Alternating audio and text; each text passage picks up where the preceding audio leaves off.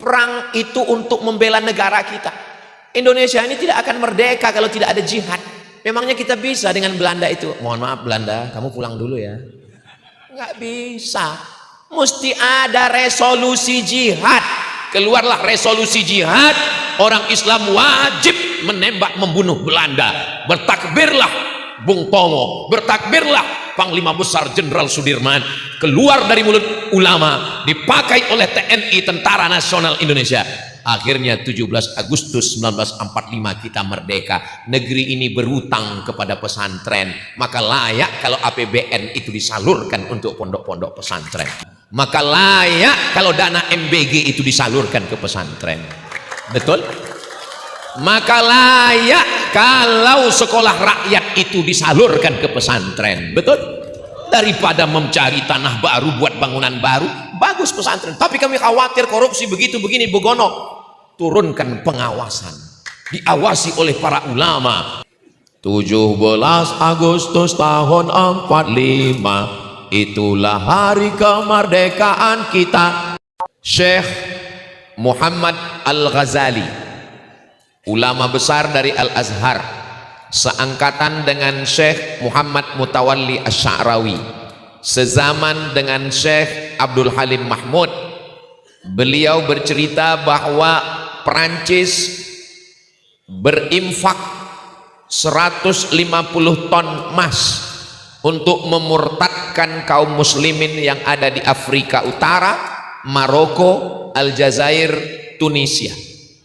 150 ton emas, 74 kilo, nggak ada apa-apanya.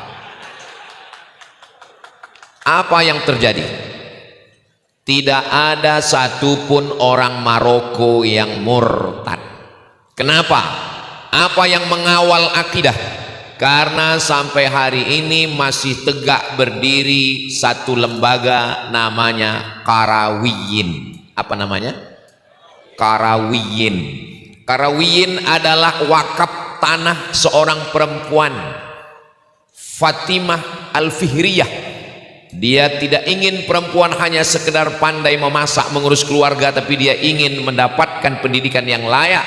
Akhirnya berdirilah lembaga pendidikan paling tua di dunia, mengalahkan Harvard University, mengalahkan Sorbonne di Paris, Prancis, mengalahkan Cambridge di Inggris. Lembaga itu bernama apa tadi namanya? Karawiyin. Yang berubah menjadi universitas namanya Karawiyin University. Sampai hari ini tegak berdiri, lebih tua dari Al-Azhar Kairo Mesir. Mereka menyebutnya sebagai jamiah, sedangkan sampai ke tempat kita menjadi pesantren. Di bumi Melayu disebut sebagai pondok, di Aceh namanya dayah, di sini namanya Islamic Boarding School. Ada orang pas ditanya, kamu makan apa tadi pagi? Ayam goreng. Kampungan. Kamu sarapan apa tadi pagi? Fried chicken. Ternyata levelnya jadi naik ke atas. Ini membuktikan Islamic Boarding School. Sekarang banyak pondok pesantren yang mengeluh tingkat pendaftaran santri turun. Tapi Islamic Boarding School Padepokan Kiai belum. Pendaftarannya sudah full sampai 2028. Rakyat yang dimuliakan Allah Subhanahu wa taala. Kekuasaan bisa tumbang, kerajaan bisa hancur, presiden bisa berganti. Apa yang bisa mengawal Islam di suatu negeri? Contoh Maroko, yang mengawalnya adalah pesantren. Kalau ada orang mengatakan nggak ada pesantren di Maroko, memang nggak ada pesantren, namanya bukan pesantren, namanya Jami' Karawiyin. Sampai hari ini masih tegak berdiri. Panjang umur sehat badan, nanti kita umroh jalan-jalan ke Maroko insya Allah. Ongkos tanggung masing-masing. Ustadz Somad dulu katanya kuliahnya di Maroko. Ya, dekat dari Maroke Pak Ustadz. Mesir, Libya, Tunisia, Aljazair, Maroko. Habis Maroko, habis, nggak ada lagi negara. Laut, namanya Samudra Atlantik. Nyebrang dari Samudra Atlantik ini naik ke atas, daratan pertama namanya Algeciras. Dari bahasa Arab Al-Jazirah, artinya pulau. Dari Al-Jazirah ini masuk ke negara pertama, itulah dia Andalusia. Saya jelaskan ke mahasiswa Andalusia, mahasiswa pun nggak tahu. Andalusia, iya, nggak tahu. Tapi pas saya sebut Real Madrid, Barcelona, oh tahu. Spanyol. Di sampingnya ada satu negara besar yang pernah menjajah, tidak berhenti di Sumatera, tidak berhenti di Jawa, tidak berhenti di Kalimantan, tidak berhenti di Sulawesi. Mereka langsung ke Ternate, Tidore sebelum Papua, karena mereka mengambil cengkeh di Ternate. Negara itu bernama Portugis. Portugal Pak Ustadz, Portugis. Portugal Pak Ustadz, Portugis. Nama negaranya Portugal, nama rakyatnya Portugis. Satu negara, jangan kelahi. Portugal itu negara, bukan persatuan orang tua gatal. Nama rakyatnya Portugis. Itulah yang pernah menjajah Tidore, Ternate, antara Sulawesi dan Papua. Saudaraku, Bapak Ibu sekalian, saya mau mengatakan, kenapa Islam bisa tumbang di Andalusia? Karena sibuk dengan politik sampai lupa membangun benteng bernama pesantren. Tapi yang paling bagus dua-duanya, bisa megang politik, bisa megang pesantren, bisa jadi kiai, bisa jadi gubernur. Saya nggak nyebut bupati, orangnya ada soalnya. Dapat dua-duanya. Fid dunya hasanah wa fil akhirati hasanah. Mudah-mudahan anak-anak kita alumni dari Islamic Boarding School Padepokan Kiai Mudrikah ini adalah calon-calon tidak hanya tokoh agama tapi juga menjadi pemimpin masa depan. Tadi begitu ditampilkan videonya bercerita tentang one day one verse, satu hari menghafal satu ayat, one day one hadis presentation, satu hari mempresentasikan satu hadis, one day one paragraph, satu hari menulis karya tulis satu. Karena ternyata kiainya menulis buku. Baru tadi kami ketemu, langsung saya dikasih buku tebal sekali. Menulislah untuk apa? Supaya orang di masa akan datang tahu bahwa kau pernah hidup di masa lalu. Kenapa? Jangan tepuk tangan dulu, masih panjang, sebentar. Dinosaurus itu musnah. Kenapa? Karena kabarnya nggak nulis. Jadi siapa yang tidak menulis dia akan musnah. Menulislah supaya kekal abadi. Alhamdulillah Ustaz Somad, saya tiap hari nulis. Nulis apa? Update status. Bagus. Mudah-mudahan FB dan Instagramnya tidak kena take down. Jangan singgung Israel. Kalau mau nulis Israel buat 15R43L atau Seriwil. Saudara yang dimuliakan Allah Subhanahu wa taala. Oke, kita urutkan dari atas dulu. Andalusia, Islam musnah. Berapa lama Islam pernah berkuasa di Andalusia? 700 tahun. 700 tahun. 700 tahun itu berapa kali pilkada itu? Bayangkan, Islam berkuasa hebat. Tafsir kitab Al-Quran tentang hukum namanya Tafsir Al-Qurtubi. Tafsir Al-Qurtubi Al-Jami' li Ahkamil Quran, ditulis oleh siapa? Al-Imam Al-Qurtubi. Qurtubi berasal dari Cordova. Cordova adalah Spanyol. Siapa lagi? Ulama besar Imam Muhyiddin Ibnu Arabi berasal dari mana? Dari Spanyol. Pindah ke Masyrik karena tekanan yang luar biasa. Artinya bahwa politik bisa berganti. Benteng kita adalah pondok pesantren. Andalus selesai. Islam berpindah ke Maghribi, ada benteng namanya Qarawiyyin. Dari Maghribi kita mundur ke belakang. Ustadz, kalau ngaji itu ke depan, kenapa mundur? Supaya nanti ujungnya ke Nusantara. Ada satu negeri namanya Tunisia. Apa namanya? Tunisia. Nama presidennya Habib Bourguiba. Inilah yang namanya Habib tapi bukan Habib. Habib Bourguiba. Habib Bourguiba live siang di TV. Kata Habib Bourguiba, hidupkan kamera. Mohon maaf, ini kameranya hidup? Alhamdulillah. Soalnya saya pernah ceramah, pas selesai saya tanya, kameramen bisa saya minta rekamannya? Mohon maaf Pak Ustadz, kameranya mati. Habib Bourguiba mengatakan kepada kameramen TV, hidupkan TV, saya mau live. Siang-siang Habib Bourguiba menyiapkan air minum dan dia mengajak semua rakyat Tunisia, wahai seluruh rakyat Tunisia, mari kita minum bersama-sama karena puasa hanya menurunkan etos kerja di siang bulan Ramadan. Begitulah sekuler, liberal dan ateisnya Habib Bourguiba. Akhirnya Habib Bourguiba revolusi, ditumbangkan oleh presiden Tunisia namanya Ali Zainal Abidin. Selesai tamat riwayatnya, Shadaqallahul azim, innalillahi wa inna ilaihi rajiun.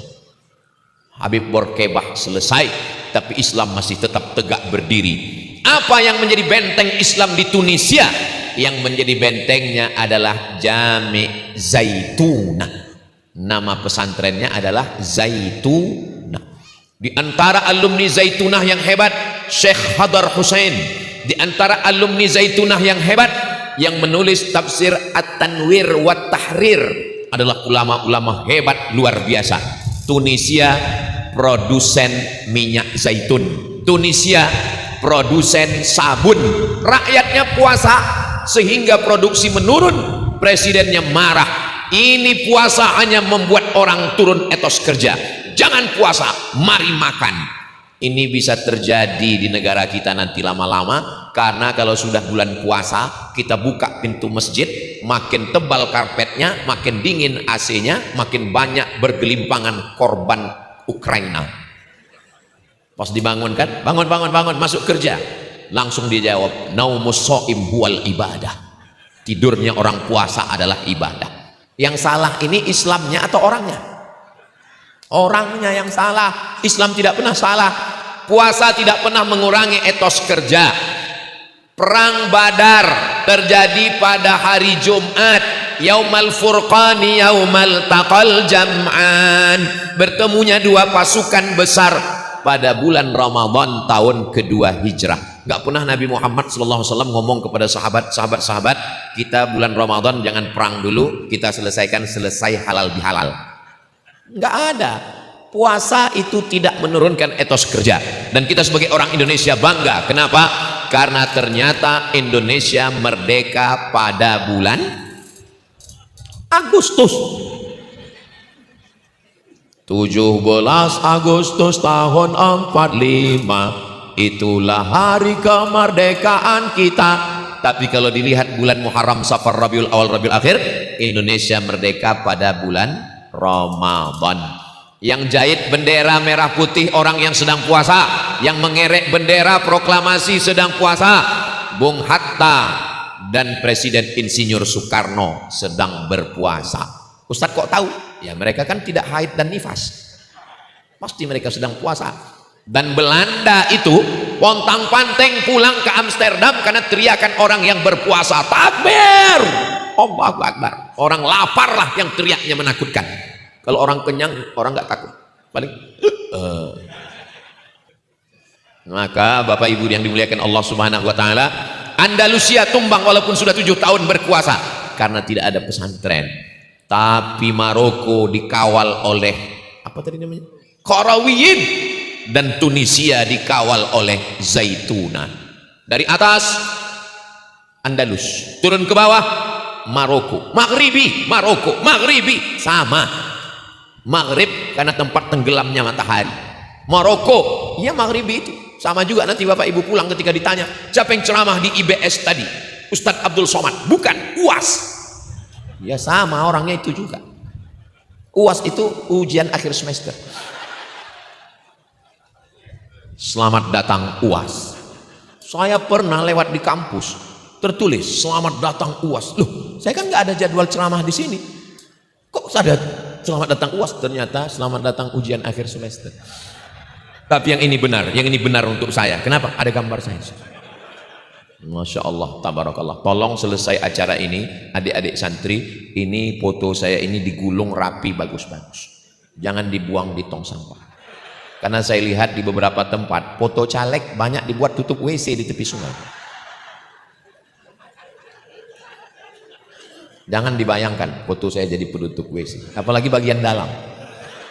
Saudara yang dimuliakan Allah Subhanahu wa taala, dari mulai Andalusia pindah ke Maghribi Maroko, masuk ke Aljazair, masuk ke Tunisia, dari Tunisia ke Libya. Di Libya ada seorang laki-laki bernama Umar Mokhtar. Siapa namanya? Umar Mokhtar melawan penjajah dari Italia namanya Mussolini.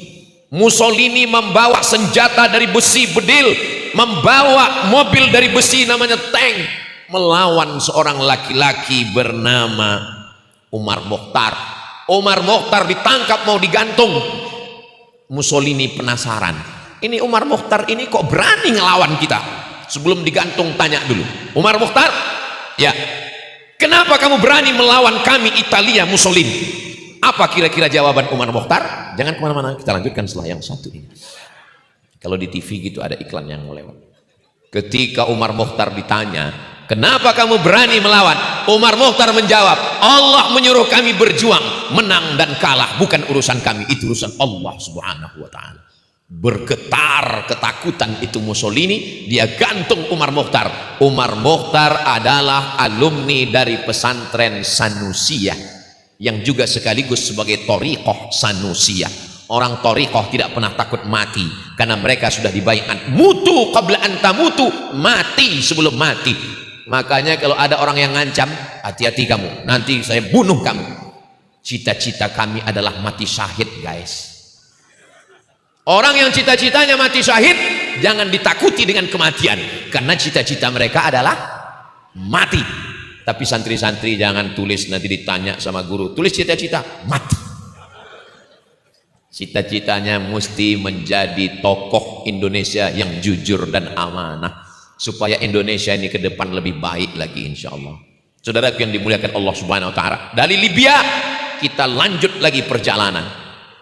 Ini acaranya malam ini jalan-jalan atau apa nih Pak Ustaz? Kita pindah ke negeri yang besar. Dari mana asalnya Imam As-Suyuti? Mesir. Dari mana asalnya Imam Zakaria Al-Ansori? Mesir. Dari mana datangnya Imam Dardiri? Mesir. Dari mana datangnya Imam Al-Hafiz Ibnu Hajar Al-Asqalani? Mesir. Dari mana Imam Ibnu Hajar Al-Haytami? Mesir. Dari mana Imam Ar-Ramli Syihabuddin? Mesir. Dari mana Imam Al-Bajuri? Mesir. Mesir dijajah oleh Inggris, Mesir dijajah oleh sekutu, Mesir dijajah oleh Perancis. Tapi imannya tidak pernah lepas. Kenapa? Karena ada pesantren yang mengawal. Nama pesantren itu adalah Al-Azhar. Ada satu alumni dari Al-Azhar, angkatan 96 dia sampai ke Al-Azhar. Namanya Kiai Haji Dr. Ahmad Fauzi Tijani. Yang malam, jangan tepuk tangan dulu, tunggu. Yang malam ini beliau ulang tahun yang ke-50. 96, baru setelah 2 tahun setelah itu baru saya nyusul 98. Habis itu beliau ke Sudan sampai doktor, habis itu saya nyusul juga ke Sudan. Saya sampai di Sudan, beliau udah pulang. Sampai saya di Sudan, airport sepi, nggak ada orang. Ternyata sedang perang. Pesawat tidak ada yang mau masuk ke Sudan. Saudian Airlines nggak masuk, Uni Emirat nggak masuk. Satu-satunya pesawat yang berani masuk ke Sudan adalah dari Addis Ababa, yaitu pesawat Ethiopia Airlines. Kenapa pesawat Ethiopia ini berani masuk dan tidak ditembak? Karena kabarnya pesawat Ethiopia ini enggak ditembak pun bisa jatuh sendiri. Saudaraku yang dimuliakan Allah Subhanahu wa ta'ala. Jadi Al-Azhar. Tapi Pak Ustadz, di Mesir itu ada orang Kristen ortodok Pak Ustadz. Ya, memang ada. Dan mereka sudah ada sebelum Islam ada. Itu membuktikan Islam itu wa ma arsalnaka illa rahmatan lil alamin. Saya nyewa rumah saya di bawah, tuan rumahnya di atas. Nama tuan rumahnya Baba Yosef. Kalau Yusuf Islam, kalau Yosef Kristen ortodok. Saya tiap bulan bayar sewa rumah. Baba, ya, saya mau keluar dari rumah ini. Kenapa? Karena kami kena krisis moneter.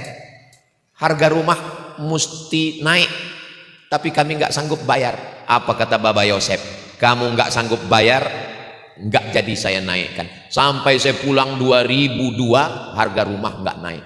Setelah saya pulang saya nggak nanya lagi, mau naik lah. Hubungan tetap baik. Itu menunjukkan bahwa pondok pesantren Al-Azhar tidak ingin menghilangkan orang, wala ana abidum ma abattum wala antum abiduna ma a'bud lakum dinukum waliyadin. Bagaimana Sphinx bisa gagah berdiri di depan piramid? Sphinx badannya singa, wajahnya manusia yang hidungnya sudah hilang. Nama bangunannya Sphinx. Di belakangnya ada piramid. Piramid itu kalau mau masuk ke dalam mesti nunduk. Kenapa? Karena pintunya di setel pendek.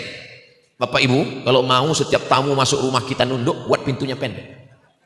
Jadi setiap orang mesti nunduk ke dalam. Itulah hebatnya Fir'aun. Fir'aun itu mau semua orang yang masuk ke kuburnya nunduk.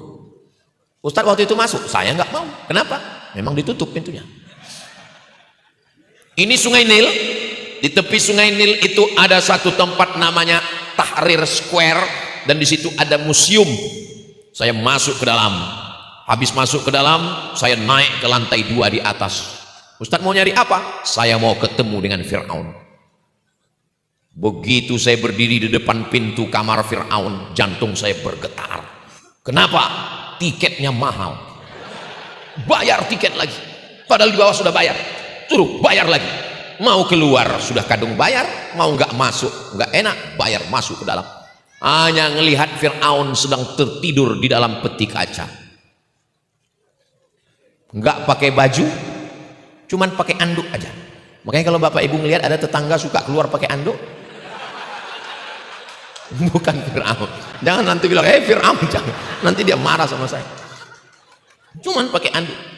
Pas saya keluarkan kamera, saya mau foto, langsung dilarang sama penjaga. No picture, don't take picture, jangan ambil foto. Makanya saya tidak pernah ngelarang orang ngambil foto, karena saya takut nanti ini sama kayak Fir'aun. Saya berdiri di tepi kaca seperti akuarium, melihat rambut Fir'aun seperti rambut jagung merah. Makanya perempuan yang suka ngecat rambut merah berarti saya nggak ada ngomong begitu. Lalu kemudian saya lihat kulitnya sudah mengering, kukunya, jarinya panjang-panjang. Bertahan. Apa kata Allah? Al-yauma, hari ini, nunajjika, kami selamatkan engkau bibadanika, dengan badanmu. Badannya tidak dimakan oleh ikan-ikan. Al-yauma nunajjika, hari ini kami selamatkan engkau bibadanika, dengan badanmu. Untuk apa? Litakuna liman khalfaka ayah, supaya menjadi tanda-tanda untuk orang setelah engkau bahwa kekuasaan berakhir dan semua orang akan mati. Tapi Al-Azhar tidak pernah mati. Lebih 1000 tahun lamanya tetap tegak berdiri. Doakan supaya anak saya juga nanti bisa belajar ke Al-Azhar. Tapi Ustadz Somad, kenapa belajar di Al-Azharnya cuma S1 aja? Kenapa nggak lanjut S2? Karena yang sudah dapat beasiswa S1 nggak dapat lagi S2. Itu salah satu alasannya. Karena saya ini pemburu sekolah gratis. Saya ketika belajar di Maroko, habis itu saya kerja musim haji ke Makkah, ditanya sama jamaah haji dari Medan, sudah lama jadi TKI? Saya bilang TKI itu tidak hina, Pak. Mereka itu adalah pejuang devisa. Mereka meninggalkan negaranya karena sulit dapat kerja, pergi untuk mencari sesuap nasi. Saya mahasiswa, saya bilang. Di mana kau kuliah? Di Maroko. Ngapain jauh-jauh kuliah? Dia bilang. Kayak enggak ada aja di Sumatera. Saya bilang ada. 1 semester 10 juta. Sidang terbuka 15 juta, tertutup 20. Buka tutup 35. Sedangkan saya nyari yang gratis. Saya S1 gratis, S2 gratis, S3 3 kali ngajukan ke Kementerian Agama program 5.000 doktor, 3 kali nggak dapat. Sampai rektornya bingung nanya ke Pak Dirjen, Pak Dirjen, ini Ustadz Somad ini kenapa nggak dapat? Ya nggak tahu. Sampai akhirnya suatu hari saya pergi ke airport Cengkareng, pipis di toilet, mau pulang ke Pekanbaru, keluar dari toilet, datang bapak-bapak, Ustadz Somad ya? Nggak mungkin saya bilang mirip kan? Iya, saya bilang. Langsung dia keluarkan kartu nama, dia bilang Ustadz wajib doktor, karena Ustadz titelnya masih LCMA, lagi cemas mencari anak gadis. Ustadz mesti doktor, kata dia. Ini kartu nama saya dan ini uang $1.000 dia kasih. Nanti saya tanggung sampai doktor sampai selesai. Alhamdulillah, sampai selesai saya nggak pernah menghubungi dia. Dan Allah berikan pertolongan, masya Allah, tabarakallah. Kalau Tuhan makan sate Padang, makan sate Padang di atas tilam. Kalau kopi sudah datang, ceramah bisa jadi 2 jam. Saudara yang dimuliakan Allah Subhanahu wa taala. Sampai mana tadi ceritanya? Sampai kopi. Dulu kopi itu hukumnya haram. Ketika pertama kali kopi datang ke Mesir, ulama Mesir memfatwakan bahwa kopi itu hukumnya haram karena menurut mereka aneh. Kopi ini datang dari Afrika, dari Ethiopia menyeberang ke Yaman, dari Yaman masuk ke Saudi Arabia, dari Saudi Arabia masuk ke Syam, dari Syam sampai ke Mesir. Tapi kemudian setelah diteliti-teliti barulah mereka memutuskan ternyata kopi ini minumannya para wali-wali Allah. Karena mereka mau berzikir tahajud, zikir malam supaya nggak tidur, maka dia minum kopi. Makanya bahkan sampai ada orang yang mengatakan siapa yang di dalam perutnya masih ada kopi, maka malaikat beristighfar untuknya. Maksudnya karena dengan minum kopi dia nggak tidur-tidur, berzikir, sholat, munajat, sholawat. Bukan Real Madrid, Barcelona, Manchester United. Nonton bola hukumnya boleh, tapi jangan sampai tinggal sholat subuh. Nonton bola nggak apa-apa, tapi jangan sampai hilang etos kerja. Masih di Mesir, sampai akhirnya Mesir itu dijajah oleh Inggris. Inggris mengatakan kami menjajah Mesir karena kami ingin melindungi saudara kami Kristen Ortodok Koptik yang minoritas. Kami takut saudara kami dipotong orang Islam yang radikal, orang Islam yang teroris, orang Islam yang penjahat. Akhirnya Paus Mesir pausnya nggak ngikut ke paus yang ada di Vatikan, karena Mesir punya paus sendiri di Alexandria. Alexandria adalah sebuah kota yang didirikan oleh Alexander the Great. Dulu mereka kalau bangun kota pakai namanya, kebetulan namanya Alexander, maka dia buat nama kotanya Alexandria. Abdul Somad kalau bangun kota, nama kotanya Somadia. Di situ ada paus. Waktu kami belajar di Mesir, nama pausnya Baba Senoda. Paus Mesir naik ke atas mimbar Al-Azhar, tempat khutbah Syekh Azhar. Paus naik ke atas mimbar dan berkata, kalau orang Inggris berada di Mesir hanya mengatakan ingin menjaga kami yang minoritas, biarlah kami mati dibunuh saudara-saudara kami, asal jangan menjajah Mesir. Maka menyatulah umat Islam. Menara Al-Azhar yang dipakai untuk menyuarakan syiar. Kenapa dia tidak ceramah di gereja? Karena kalau dia ngomong di gereja hanya orang Kristen Ortodok saja, tapi begitu dia pakai mimbar Al-Azhar, semuanya mendengar. Kalau orang Inggris berada di Mesir karena ingin melindungi kami yang minoritas, biarlah kami mati di tangan saudara kami. Tidak ada orang Koptik yang mati dibunuh orang Islam, sampai hari ini masih tetap tegak berdiri. Kenapa? Karena Islam mengajarkan man adza dzimmiyan faqad adzani. Siapa yang menyakiti orang non muslim tapi bukan yang layak diperangi, maka dia sama dengan menyakiti Sayyidina wa Maulana Muhammad sallallahu alaihi wasallam. Untuk apa Ustaz ceritakan ini di Pulau Madura? Saya mau menyampaikan tuduhan-tuduhan orang yang mengatakan pesantren itu radikal, pesantren itu perang, pesantren itu teroris.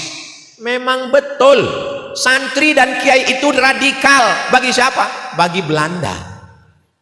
Memang betul, santri dan kiai itu dianggap teroris, menakut-nakuti. Bagi siapa? Bagi Jepang. Perang itu untuk membela negara kita. Indonesia ini tidak akan merdeka kalau tidak ada jihad. Memangnya kita bisa dengan Belanda itu? Mohon maaf Belanda, kamu pulang dulu ya. Nggak bisa. Mesti ada resolusi jihad. Keluarlah resolusi jihad. Orang Islam wajib menembak membunuh Belanda. Bertakbirlah Bung Tomo. Bertakbirlah Panglima Besar Jenderal Sudirman. Keluar dari mulut ulama. Dipakai oleh TNI Tentara Nasional Indonesia. Akhirnya 17 Agustus 1945 kita merdeka. Negeri ini berutang kepada pesantren. Maka layak kalau APBN itu disalurkan untuk pondok-pondok pesantren. Betul? Saudaraku yang dimuliakan Allah Subhanahu wa taala. Maka layak kalau dana MBG itu disalurkan ke pesantren. Betul? Maka layak kalau sekolah rakyat itu disalurkan ke pesantren. Betul? Daripada mencari tanah baru buat bangunan baru, bagus pesantren. Tapi kami khawatir korupsi begitu begini begono. Turunkan pengawasan, diawasi oleh para ulama. Di Madura ini apa namanya Kiai Persatuan Ulama? Basra, Auma, banyak diawasi oleh ulama yang takut kepada Allah Subhanahu wa taala. Saya ini malam ini dari subuh tadi, ini tausiah yang keempat. Saya pikir karena keempat baterainya sudah lowbat. Nanti paling di Islamic Boarding School Padepokan Kiai Mudrikah paling saya cerita tentang haul. Marilah kita banyak mengingat mati. Karena kita tiba-tiba sampai di sini saya malah bersemangat. Kenapa? Ya nggak tahu. Ini pasti karena jamaahnya radikal semua. Radikal terhadap kemungkaran, radikal terhadap kebatilan, radikal. Tapi dalam hal amar ma'ruf, walau kunta fazzan ghalizal qalbi, kalau lidahmu kasar, kalau hatimu keras, lam faddu min haulik, mereka akan menjauh darimu. Saya melihat ceramah di Pulau Madura pertama kali saya datang 2019 bulan Maret. Pertama kali saya datang, jamaahnya datang berkerumun. Oh maklum, mungkin karena pertama kali datang. Datang saya setelahnya masih begitu juga. Oh maklum, mungkin 2 kali datang. Tapi sampai 2026 ini, setiap tahun saya datang, sambutannya sama. Ini berarti memang orangnya cinta kepada para alim ulama. Anak-anak dididik untuk takut kepada Allah melalui pondok-pondok pesantren. Tahun lalu saya tanya dengan Pak Bupati, dengan Kiai, berapa pondok kita satu kabupaten? Kalau nggak salah 600 ya, Kiai. 500 lebih. Saya bilang 600, sedikit lagi. Satu kabupaten di Pulau Madura pesantrennya 500 lebih. Coba nanti tulis di Google, berapa pesantren di Provinsi Riau? 500 lebih. Satu kabupaten sama dengan satu provinsi. Ternyata kalau pesantrennya banyak, justru orang lebih takut kepada Allah dan lebih sayang pada ulama. Contohnya di mana? Saya sudah merasakannya sendiri di Pulau Madura. Betapa anak-anak kita ini dididik untuk sayang. Jadi kalau ada orang mengatakan dengan banyaknya pesantren itu akan menyebarkan kebodohan, dengan banyaknya pesantren anak-anak jadi radikal, dengan banyaknya pesantren, saya mau ngelihat mana orang yang ngomong begini, coba dibawa dia ke sini, dia rasakan sendiri, baru dia tahu bagaimana. Makanya neliti jangan hanya di atas kertas, tapi turun ke lapangan. Insya Allah kalau sudah disurvei betul penelitian dia, saya berani taruhan. Nggak boleh taruhan. Saudara yang dimuliakan Allah Subhanahu wa taala. Oke, kita lanjutkan perjalanan. Setelah dari Mesir, kita nyebrang ke atas. Ada satu negeri yang paling luar biasa. Islam tidak boleh ditangkap, ulama dibunuh. Namanya adalah Mustafa Kemal Atatürk. Sampai azannya pun pakai bahasa Turki. Bayangkan kalau kepala negara kita melarang nggak boleh pakai bahasa Arab. Di Jakarta orang azan, Allah gede banget, nggak boleh pakai bahasa Arab. Tarekat Khistiyah, tarekat Naqsabandiyah, tarekat Syaziliyah, tarekat-tarekat dibubarkan karena khawatir syekh ini punya murid-muridnya akan membuat revolusi, ditangkap, dibunuh. Tapi apa yang menyelamatkan Turki sampai hari ini? Yang menyelamatkannya adalah pesantren, dan pesantren yang terbesar itu namanya Pesantren Sulaimaniyah, didirikan oleh Syekh Sulaiman Tanuhan, hafal Quran, dan dia mursyid tarekat Naqsabandiyah. Jadi kalau ada orang mengatakan orang tarekat itu cuma zikir-zikir aja, nggak buat pergerakan, orang tarekat itu hanya zikir-zikir aja, nggak ada jihad. Orang tarekat Tijaniyah, Syaziliyah, Qadiriyah, Naqsabandiyah, Somadiyah nggak ada. Mereka ini adalah orang-orang yang berjihad dengan zikir, berjihad dengan pendidikan, dan alhamdulillah sampai hari ini kita masih selamat. Jadi belajar dari cerita yang saya sebutkan, apa yang bisa kita ambil kesimpulan? Selama pesantren masih ada, maka Islam tidak akan tumbang. Betul Pak? Betul Bu? Dari bunyi jawaban Ibu kayaknya masih kurang dalil. Saya tambah lagi. Dari Pekanbaru ke Kuala Lumpur, perjalanan saya terbang dari Pekanbaru ke Kuala Lumpur 50 menit. Dari Kuala Lumpur kami terbang ke Phnom Penh 2 jam. Phnom Penh adalah ibu kota negara Kamboja yang pernah dikuasai oleh komunis, nama pemimpinnya Pol Pot. Pol Pot, bukan knalpot. Pol Pot berkuasa 3 tahun. dan dia membunuh 3 juta orang, dibunuh oleh Pol Pot. Ada museumnya, museum penyiksaan Pol Pot di kota Phnom Penh. Saya waktu itu diajak, Ustaz Somad, ayo kita masuk ke museum. Oh, mohon maaf, saya mau shopping. Kenapa saya nggak mau masuk museum? Saya ini Bapak Ibu, kalau ceramah dengan berapi-api, tapi kalau melihat orang tersiksa, hati saya nggak sampai hati. Saya ini mudah melelehkan air mata. Makanya waktu mereka cerita, ada ulama yang diteteskan air di atas ubun-ubunnya dari atas. Tes sampai gila, sampai mati. Pol Pot ini jahat luar biasa, komunis, tidak bertuhan. Alhamdulillah Indonesia dijaga dengan sila pertama Pancasila, ketuhanan yang Maha Esa. Maka yang ateis, yang agnostik, yang komunis tidak punya hak untuk hidup di Indonesia. Tapi mereka sekarang mulai mancing-mancing nulis status di Facebook. Mereka mengatakan dunia ini aman tanpa agama. Mereka pakai fake account. Saya tanya sama Bapak polisi cybercrime, kalau Tuan pergi ke kali, jangan lupa membawa besi. Kalau selalu mewakili, lama-lama bisa jadi Kapolres pimpinan polisi. Kebetulan yang hadir sekarang mewakili Kapolres. Bapak polisi, ya. Bapak bagian cybercrime, ya. Cybercrime ini untuk kejahatan internet. Banyak orang ngejek-ngejek saya di internet, Pak. Bisa nggak Bapak tangkap? Nggak bisa, Pak Ustaz. Kenapa? Karena mereka waktu daftar itu pakai nomor bodong, buat email bodong, dan bikin akun bodong. Ibu jangan sampai tertipu oleh playboy bodong. Bapak juga hati-hati, Pak. Kalau ada handphone Bapak berbunyi namanya nggak ada, jangan diangkat. Karena kalau Bapak angkat ternyata perempuan nakal, dia screenshot, nanti dia minta macam-macam. Kayaknya Ustadz pernah kena ini, belum, na'udzubillah.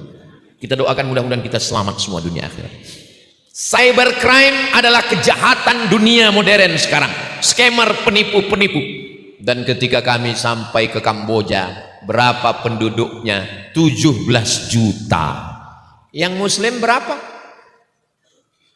1 juta. Muslim cuma 1 juta, Bapak Ibu. Padahal ini pernah dikuasai oleh komunis. Islam tidak hilang. Saya tanya rahasianya di mana? Ternyata mereka punya pondok tahfiz Quran, tahfiz Quran, tahfiz Quran. Saya ketemu dengan muftinya. Saya tanya, Datuk Mufti? Ya, dia bisa pakai bahasa Melayu. Datuk Mufti? Ya, bagaimana dulu waktu dikuasai oleh Pol Pot? Ulama-ulama dibunuh, Pak Ustadz. Yang hidup seumur dengan saya sekarang tinggal 3 orang. Saya dan 2 sahabat saya. Yang lain dikejar masuk ke hutan, dibunuh, ditembak, disiksa, disakiti. Tapi kami tetap mengajarkan tahfiz Quran. Islam masih tetap bertahan. Saya datang ke sana, bertemu dengan kaum muslimin. Masya Allah, ada yang jadi wakil gubernur, ada yang jadi wakil wali kota, ada yang jadi senator. Senator kalau tempat kita DPD. Ada yang jadi parlemen, kalau tempat kita DPR. Ada yang jadi menteri kanan, kalau tempat kita Menko. Hebat-hebat sekolahnya. Saya tanya, Bapak di mana? Saya kerja di kementerian, Pak Ustadz. Oh, di kantor Perdana Menteri. Ya, sekarang nama Perdana Menterinya Hun Sen.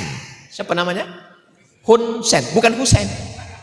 Kalau Husain Islam, Hun Sen agamanya Buddha, tidak Islam. Jadi Bapak kerja di kantor Hun Sen. Iya. Bapak ijazahnya sosial politik? Bukan. Ijazahnya komputer? Bukan. Terus bisa kerja di situ, ijazahnya apa? Dia senyum. Tahfiz Quran. Gimana bisa masuk kantor Perdana Menteri pakai ijazah tahfiz Quran? Waktu daftar saya ditanya, ijazah kamu apa? Saya tunjukkan, ijazah tahfiz Quran. Terus mereka tanya, apa lagi? Sedangkan Al-Quran yang tebal segini bisa dia hafal, apalagi untuk kerja-kerja kecil. Akhirnya saya lulus, Pak Ustaz. Innama amruhu idza arada syai'an ayyakula lahu kun. Kemana Perdana Menteri pergi negara-negara Asia Tenggara, saya jadi pendamping Perdana Menteri, Pak Ustadz. Loh, gimana Bapak bisa jadi pendamping Perdana Menteri? Waktu itu saya ditanya, bisa berapa bahasa? Saya bilang bisa 5 bahasa. Bahasa apa? Bahasa Indonesia, bahasa Malaysia, bahasa Patani, bahasa Singapura, bahasa Brunei. 5 bahasa, padahal kelimanya bahasa Melayu semua. Jadi setiap Perdana Menteri mau ke Singapura, bawa beliau.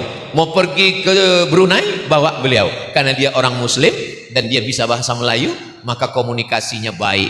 Dan tahun lalu bulan puasa, mereka dijamu oleh Perdana Menteri Hun Sen di kantor Perdana Menteri sebanyak 7.000 orang Islam buka puasa bersama di negeri yang tidak Islam. Rahasianya di mana?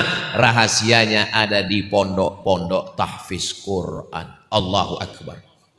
Jadi kalau mau menjaga Indonesia ini dengan baik, jagalah pesantren.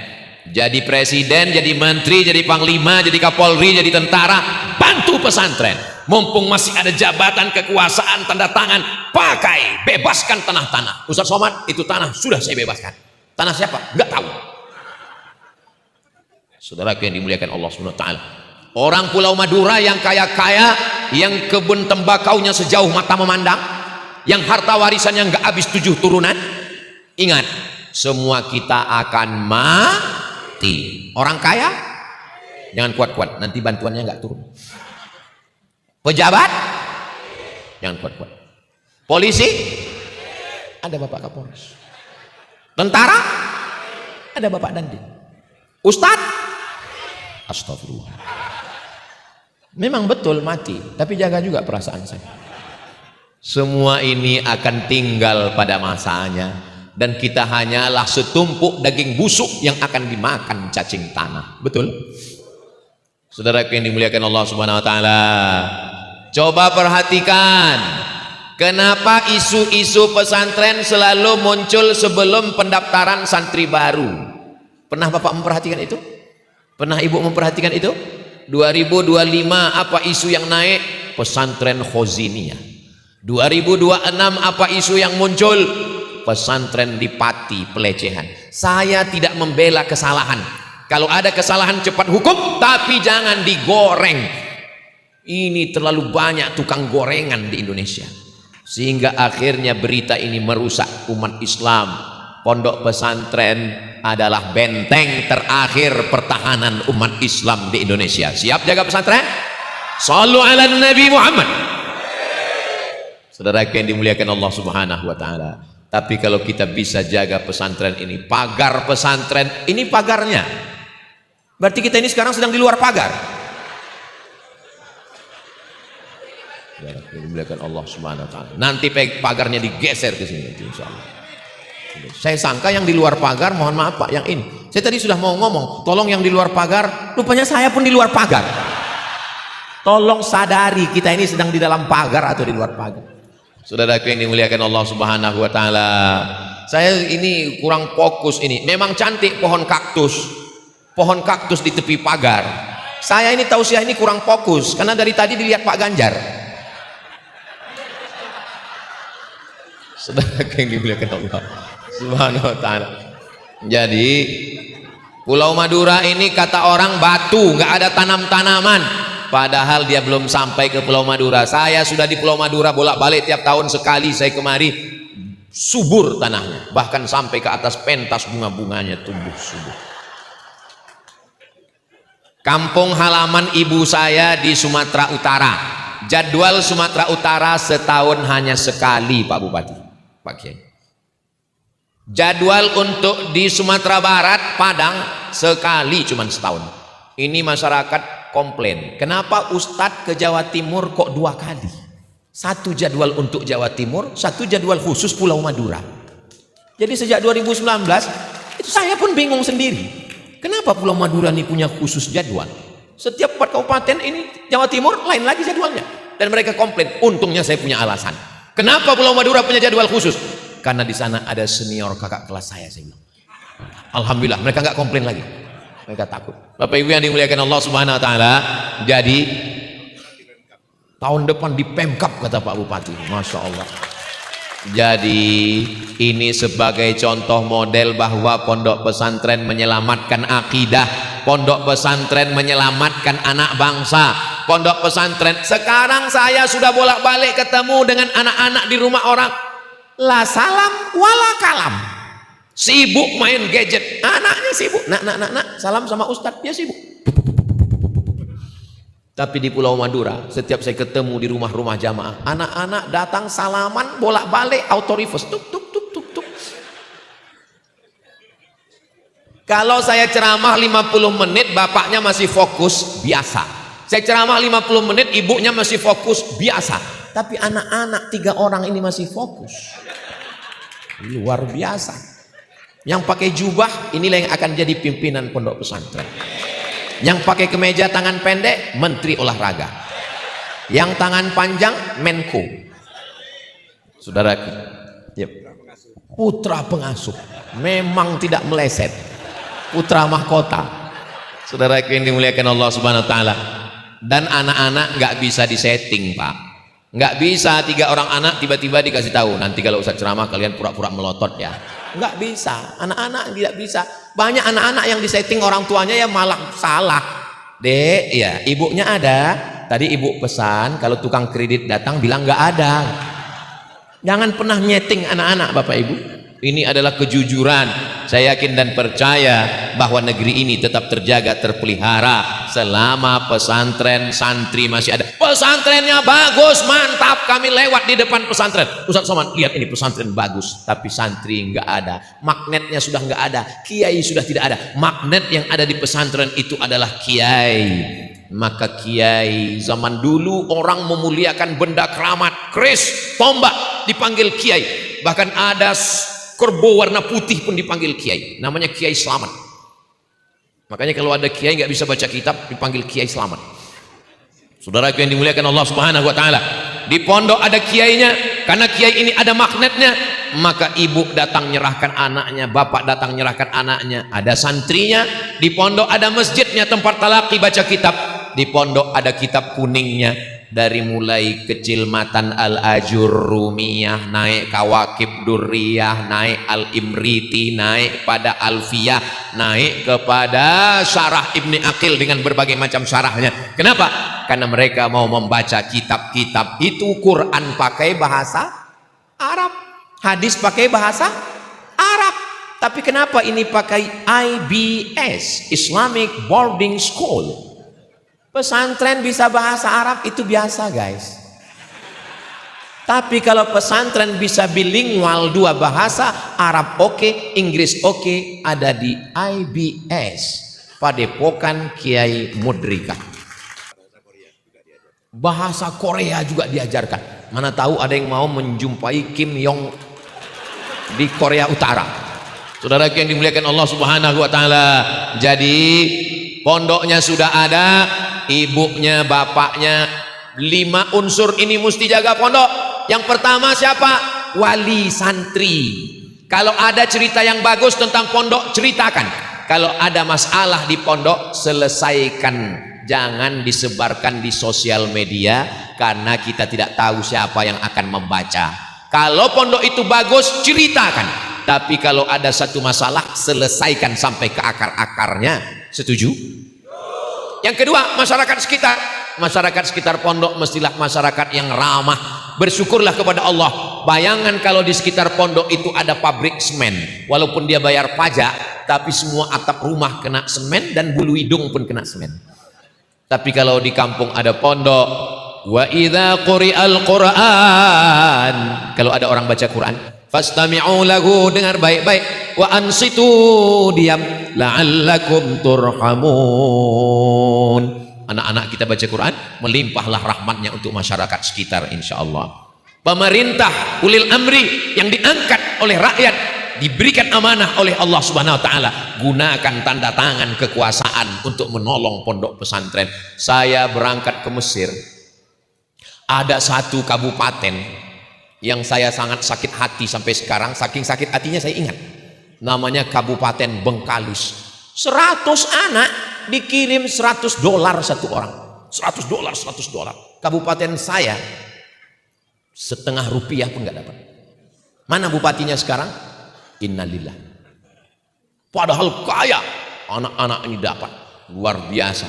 Mahasiswa Malaysia datangnya diantar sampai di Kairo, dibelikan rumah. Ada rumah Selangor, ada rumah Terengganu, ada rumah Kelantan. Dibelikan beasiswa dari kerajaan, diberi lagi zakat 6.000, diberi lagi pinjaman. Pulangnya dijemput oleh kerajaan, diangkat jadi pegawai. Saya datang nggak dijemput, pulang nggak diantar. Tapi jangan bilang saya Ustadz Jelangkung. Wali santri support pesantren, masyarakat sekitar bantu pesantren, ulil amri bantu pesantren, orang-orang yang punya uang beruang, yang punya duit berduit, maka bantulah pesantren. Kenapa? Rumah besar yang dibangun tinggal, mobil besar tinggal, istri besar tinggal.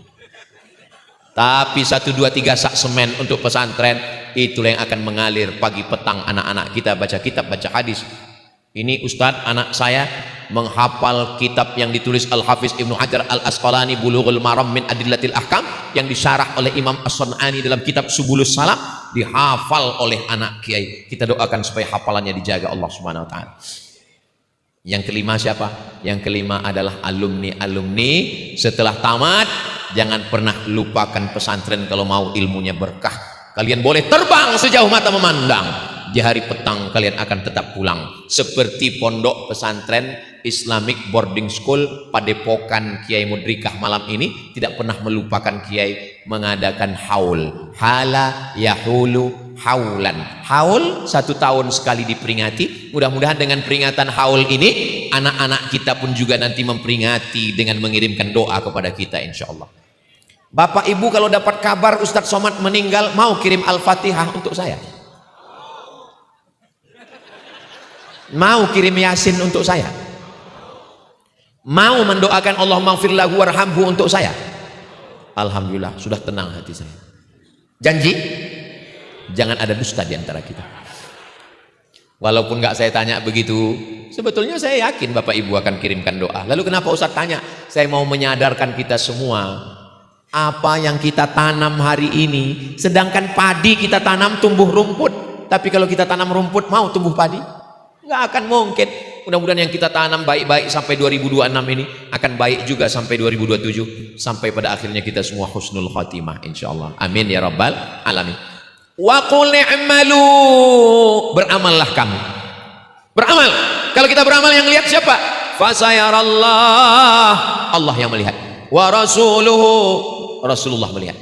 Bapak kira-kira bangga nggak kalau perbuatan kita malam ini dilihat Rasulullah SAW? Allah yang mengatakan, Rasulullah melihat kita. Wal mu'minun, orang beriman melihat kita. Mana orang beriman melihat kita? Orang beriman. Siapa lagi orang beriman yang melihat kita? Buka tafsir Abul Fida Ismail Ibnu Katsir. Kata Imam Ibnu Katsir, orang beriman melihat kita. Almarhum ayah saya, almarhumah ibu saya melihat saya live sekarang dari alam barzakh. Anakku sedang tausiah di Islamic Boarding School Padepokan Kiai Mudrikah. Kira-kira orang tua kita di alam barzakh bangga atau tidak melihat kita berbuat baik? Begitu jugalah nanti pada tahun 2055 ketika saya datang di sini acara wisuda yang ke-21 tahun. Saat itu bapak-bapak sudah meninggal dan melihat saya dengan anak-anak bapak alumni. Waktu itu saya masih hidup. Inilah betapa masyarakat ini hatinya bersih. Kenapa? Waktu saya bilang meninggal, mereka senyum. Itu menunjukkan hatinya bersih. Kita mati ini nggak bawa amal, Pak. Kita mati ini bawa apa? Yauma la yanfa'u malu wala banun. Hari itu tak ada gunanya harta, tak ada gunanya anak. Illa man atallaha biqalbin salim. Kita datang menghadap Allah membawa hati yang salim, bersih.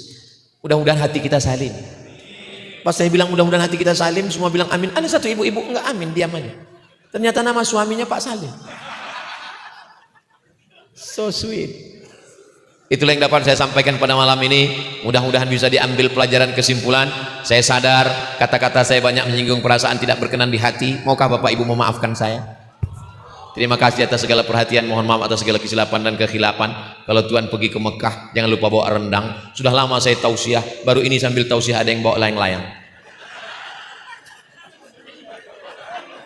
Akhirnya saya tutup dengan pantun penutup, menangkap puyuh di Bukit Selasih. Thank you dan terima kasih. Wassalamualaikum. Ada satu pantun lagi. Minum selasih di atas angkong, terima kasih, matur sekelangkong. Assalamualaikum warahmatullahi wabarakatuh. Kata Nabi kepada Jibril, apa itu wahai Jibril? Kata Jibril, itulah dunia. Dunia sudah tua, tapi dia tetap juga ingin menampakkan dirinya muda. Dunia ini sudah tua, tak lama lagi akan hancur binasa. Idza sama'um fatarat, langit terbelah. Wa idzal kawakibun tasarat, planet-planet akan hancur berkeping. Wa idzal biharu fujirat, lautan akan meletup naik ke darat, hancur semuanya. Wa idzal quburu bu'athirat, dan kubur akan dibangkitkan, semua yang ada di dalam tanah ini akan bangkit. Alimat nafsum ma qaddamat wa akharat. Akhir zaman, kalau ada akhir tentu ada awal. Ada setengah kelompok mengatakan dunia ini tiada berawal, tiada berakhir. Kata dia dunia ini qadim, sama seperti Allah Subhanahu wa ta'ala. Kalaulah dunia ini qadim, tentu ada dua yang qadim, ada dua yang kekal abadi. Maka orang yang mengatakan alam ini kekal, tiada berawal, tiada berakhir, dia sudah syirik. Syirik maknanya mengatakan ada dua yang qadim. Allah tiada berawal, tiada berakhir, dunia tiada berawal, tiada berakhir. Siapa yang mengatakan alam ini tiada berawal, tiada berakhir, maka dia syirik. Orang yang syirik maka tidak diterima amalnya. La in asyrakta, kalau engkau syirik la yahbatanna amaluka. Kalau engkau syirik maka seluruh amalmu akan gugur, tak bernilai di hadapan Allah Subhanahu wa ta'ala. Ini yang menjadi tajuk kita subuh ini. Sama-sama percaya bahwa dunia akan berakhir. Yahudi mengatakan dunia akan berakhir, akan kiamat. Nasrani mengatakan dunia pun akan berakhir, hancur, akan kiamat. Bagaimana dengan Islam? Ma huwal iman? Apa itu iman wahai Muhammad sallallahu alaihi wasallam? Antu'mina billah, percaya kepada Allah, wa malaikatihi, percaya kepada malaikat, wa kutubihi, percaya kepada kitab-kitab, wa rusulihi, percaya kepada rasul-rasul, wal yaumil akhir, percaya bahwa dunia ini akan berakhir. Wa tu'mina billah wa tu'mina bil qadri khairihi wa syarrihi, engkau percaya kepada takdir baik dan takdir buruk. 6. Siapa yang tidak percaya kepada rukun iman yang 6, maka dia tidak lagi diakui sebagai umat Muhammad sallallahu alaihi wasallam. Fitnah akhir zaman. Saya nak menjelaskan tajuk kita subuh ini. Fitnah, terjadi banyaknya siksa-siksa. Akhir zaman, di ujung zaman. Menunjukkan dulu ada awal zaman, sekarang ada akhir zaman. Ada awal masa dunia, kita sekarang sudah berada di ujung dunia. Manakala Nabi Muhammad SAW Isra dan Mi'raj, dia melihat dalam perjalanan Isra Mi'raj itu ada seorang perempuan tua yang sedang bersolek. Jadi perempuan tua bersolek ini sudah nampak Nabi sejak masa Isra Mi'raj lagi. Jadi jangan terkejut bila sekarang nampak ada orang tua bersolek. Dah lama dah. Kata Nabi kepada Jibril, apa itu wahai Jibril? Kata Jibril, itulah dunia. Dunia sudah tua, tapi dia tetap juga ingin menampakkan dirinya muda. Dunia ini sudah tua, tak lama lagi akan hancur binasa. Idza sama'um fatarat, langit terbelah. Wa idzal kawakibun tasarat, planet-planet akan hancur berkeping. Wa idzal biharu fujirat, lautan akan meletup naik ke darat, hancur semuanya. Wa idzal quburu bu'athirat, dan kubur akan dibangkitkan, semua yang ada di dalam tanah ini akan bangkit. Alimat nafsum ma qaddamat wa akharat. Kenapa tanah ini tidak bergulung? Kenapa tanah ini tidak bergoncang? Kenapa kulit tanah ini tetap stabil? Sebab ada pakunya. Seperti kertas yang ditempel di dinding, datang angin kencang, manakala angin kencang datang, kertas tak bergoyang sebab ada pakunya. Apa paku tanah ini? Surah An-Naba juzuk 30. Wal jibala autada, kami jadikan bukit-bukit, gunung-gunung sebagai autada, pasaknya. Kalau kita membuat kemah, ada tiang, tiang ini bergoncang. Bagaimana supaya tiang ini tidak bergoncang? Pasang pasak-pasak di tepi tiang. Pasak dunia ini adalah bukit-bukit.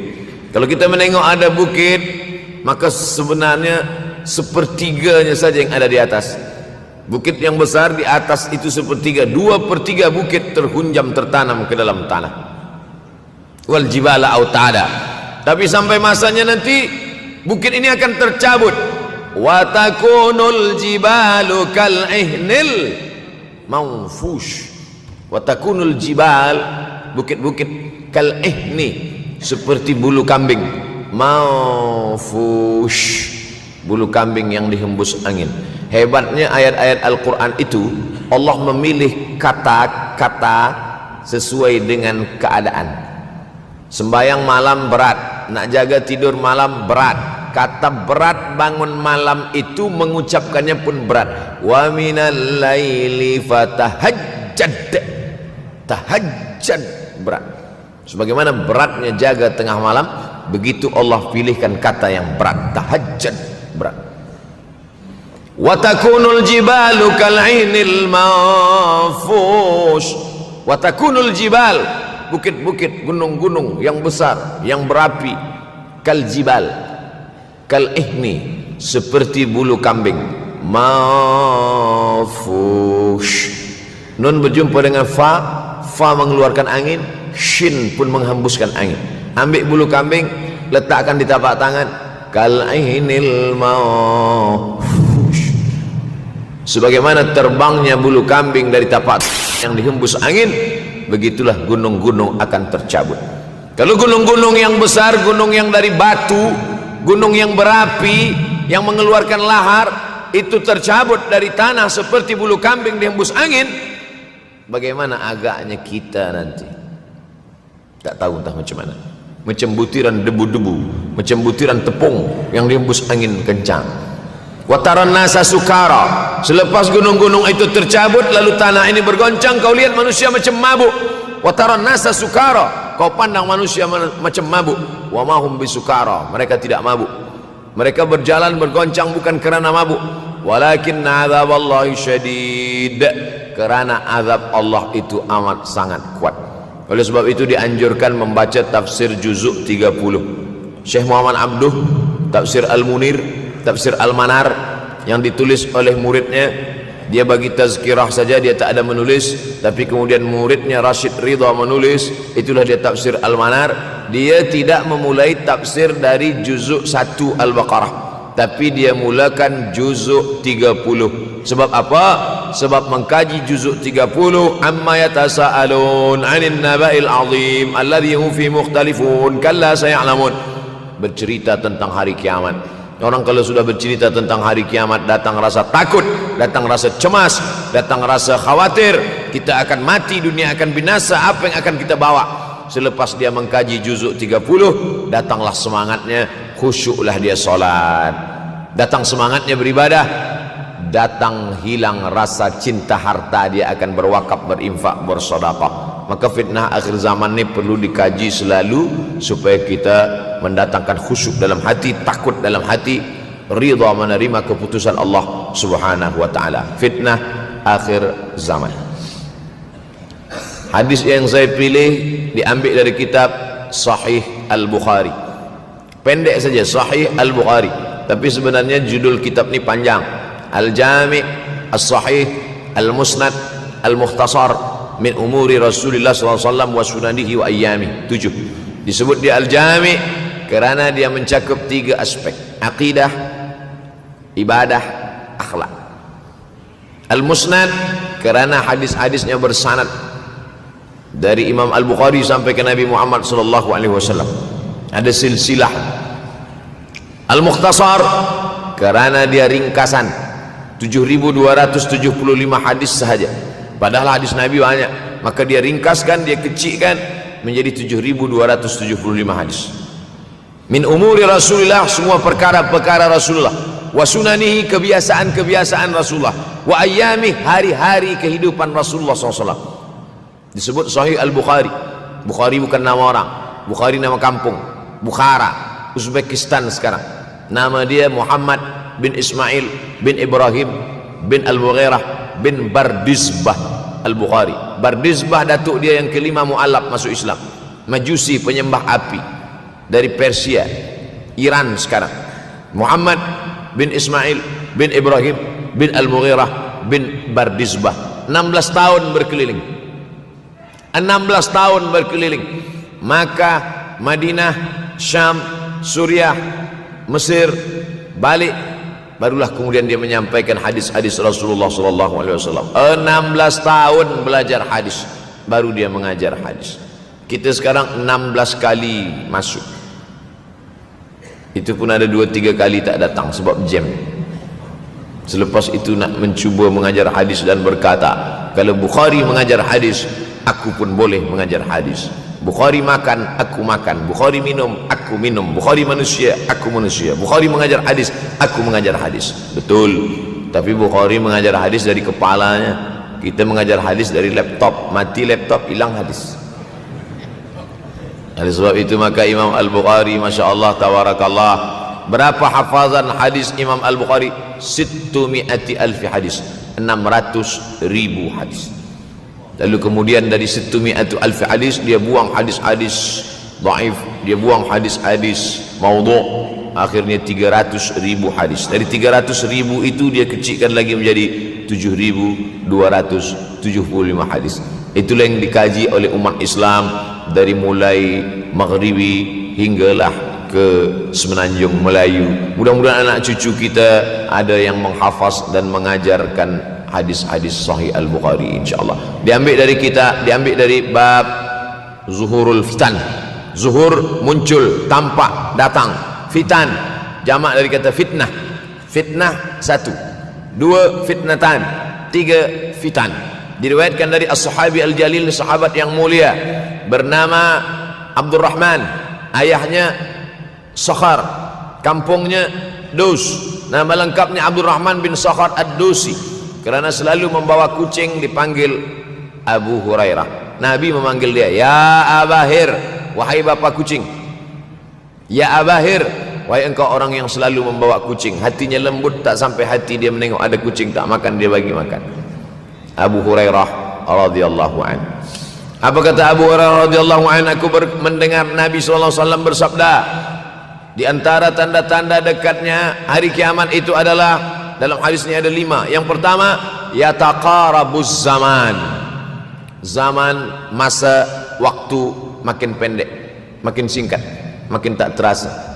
Dulu nampak budak-budak, sekarang udah jadi mak budak-budak. Dulu nampaknya lama zaman masa ni, sekarang cepat saja. Dari pagi ke petang, petang ke pagi, pagi ke petang, petang ke pagi. Bahkan sekarang ada pula orang yang tak tahu petang, tak tahu pagi. Pagi tidur, petang tidur. Tak terasa saya ini sudah 8 kali datang ke Kuala Lumpur. Awal-awal sekali 2014, 2015, 16, 17, 18, 19, 20. Sudah kali yang ke-7. Saya datang setahun sekali saja, setiap bulan Februari. Bulan Februari datang. Rupanya dah yang ke-7 kali. Bulan Februari. Ini saya bagi tahu supaya kita semua faham. Saya datang bulan Februari, supaya tak datang balik, datang balik, datang balik, datang balik. Sekali datang dari tarikh 2 hingga 9. Pusing, pusing, pusing, pusing, balik. Rupanya sudah kali ke-7, ke-8 kali datang menyampaikan tazkirah. Tak terasa. Dulu saya datang kemari belajar di UKM tahun 2003. Sekarang sudah 2020. 17 tahun. Tak terasa. Yataqarabuz zaman. Tanda-tanda kiamat, fitnah akhir zaman sudah dekat adalah yataqarabuz zaman, kata Nabi SAW. Waktu tak terasa. Tak terasa. Tak terasa dah engkau dah datang aja. Tak terasa waktu begitu cepat, engkau sudah datang saja nak menagih hutang. Orang berhutang ni pun rupanya tak terasa juga orang datang. Yang memberi pinjaman pula terasa lama betul.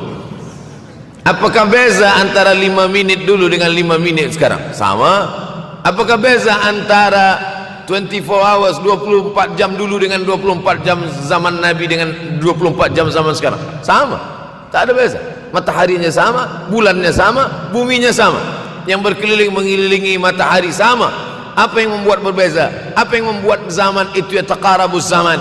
Ada hal-hal yang membuat kita sibuk. Dulu tak ada google.com, dulu tak ada Facebook, dulu tak ada Twitter, dulu tak ada BBM, dulu tak ada Instagram. Sekarang waktu habis.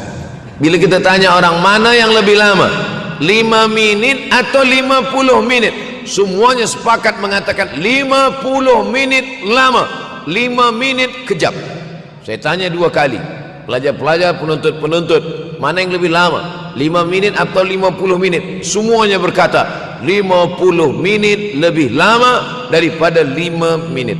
Lepas tu saya balik, mana yang lebih lama, 5 minit menunggu azan maghrib bulan puasa, 50 menit status FB, Instagram. Oh, lebih lama 5 minit menunggu azan maghrib. 5 minit menunggu azan maghrib bulan puasa macam-macam mati jam. 50 menit hilang waktu tak terasa. Itu menunjukkan hadis Nabi itu, saya semakin saya baca hadis Nabi makin kuat keyakinan saya, makin kuat iman saya, makin hilang keraguan saya bahwa yang berbicara ini bukan manusia biasa, tapi dia dapat wahyu dari Allah. Wa ma yantiqu anil hawa in huwa illa wahyun yuha, melainkan wahyu dari Allah Subhanahu wa taala. Yataqarabuz zaman, masa begitu cepat berlalu tak terasa. Sebulan seperti sepekan, sepekan seperti sehari, sehari seperti sesaat. Akhirnya kita pun kehilangan waktu, habis. Saya Ustaz Abdul Somad, memang zaman ini tak terasa cepat betul. Rasa-rasa kejap dah bulan Ramadan, tak terasa baru saja Idul Fitri dah masuk pula lagi. Masya Allah, begitu cepatnya masa berlalu. Maka jangan sampai saya semakin saya baca hadis ini semakin kuat keyakinan saya bahwa Nabi Muhammad sallallahu alaihi wasallam mendapat wahyu dari Allah Subhanahu wa taala. Semakin kuat keyakinan dan keimanan.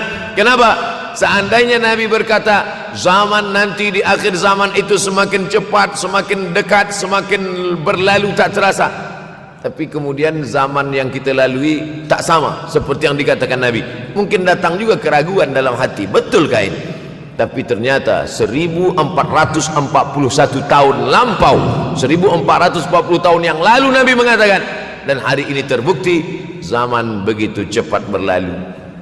Masya Allah, tabarakallah. Hari inilah ditemukan internet, hari ini datang television, hari ini datang WhatsApp, hari ini datang yang melalaikan kita daripada Allah Subhanahu wa taala. Sehingga waktu datang sembang-sembang, cerita-cerita, tengok ini, update ini, tulis ini, tengok ini, pandang ini, habis waktu berlalu. Padahal waktu inilah yang akan ditanya oleh Allah Subhanahu wa taala. 6 kali Allah bersumpah demi waktu. Terbit fajar, wal fajri wa layalin ashr, masuk waktu subuh. Was subhi idza tanaffas, masuk waktu duha. Wad duha wal laili idza saja, masuk waktu siang. Wan nahari idza tajalla, masuk waktu asar. Wal asri innal insana lafi khusr, masuk waktu malam. 2 kali Allah bersumpah demi waktu malam. Wal laili idza saja wal laili idza yaghsha. Kenapa hadis ini yang Ustaz bahaskan? Kami nak mendengar hadis tentang Dajjal dah lahir atau belum? Dajjal dah hadir. Mana bukti Dajjal dah hadir? Kurma bisan tidak lagi berbuah. Bila kurma bisan tidak berbuah, Dajjal dah nak datang. Kurma bisan sekarang sudah berkurang, tak berbuah. Lalu kemudian apa lagi? Ain Zuhar, mata air dari Ain Zuhar sudah kering, sudah kering. Oleh sebab itu, tapi manakala dulu datang Habib Umar bin Hafiz, saya hadir majelis itu, adalah seorang bertanya, Habib, ya, Imam Mahdi dah lahir atau belum? Saya tengok Habib menjawab, sepertinya dia macam tak suka pertanyaan. Kata dia, kita tak perlu mencari-cari dia dah lahir atau belum, kampung dia di mana, dia lahir di hospital mana, dia tak perlu.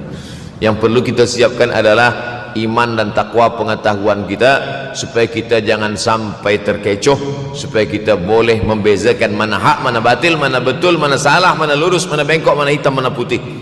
Sehingga dengan istiqomahnya kita beribadah ini, kita boleh membezakan mana Al-Masih yang original, yang asli, mana Al-Masih Ad-Dajjal.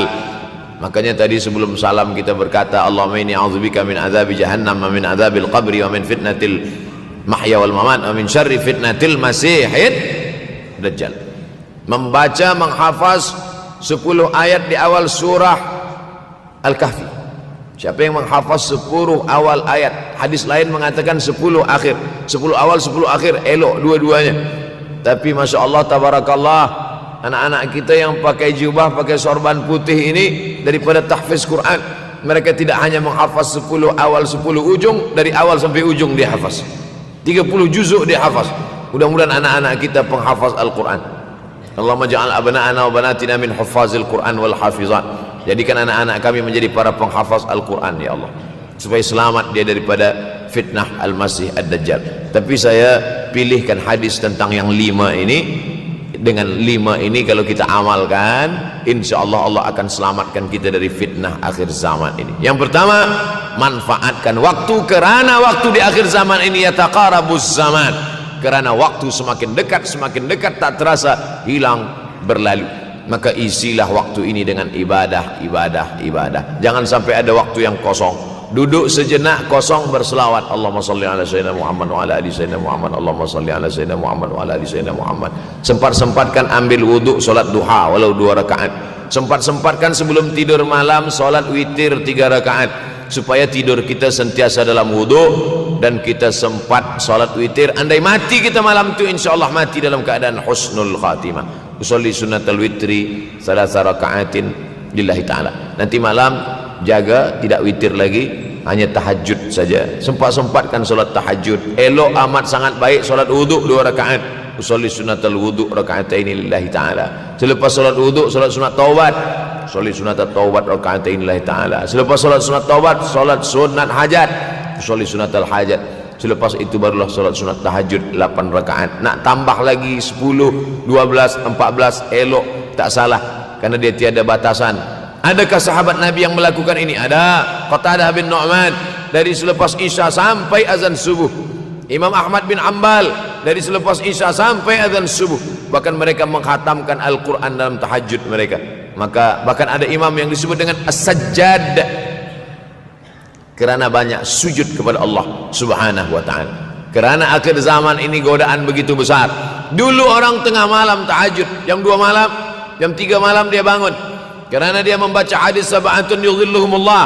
Ada 7 golongan yang mendapatkan naungan Allah. Yauma la dhilla illa dhilluh.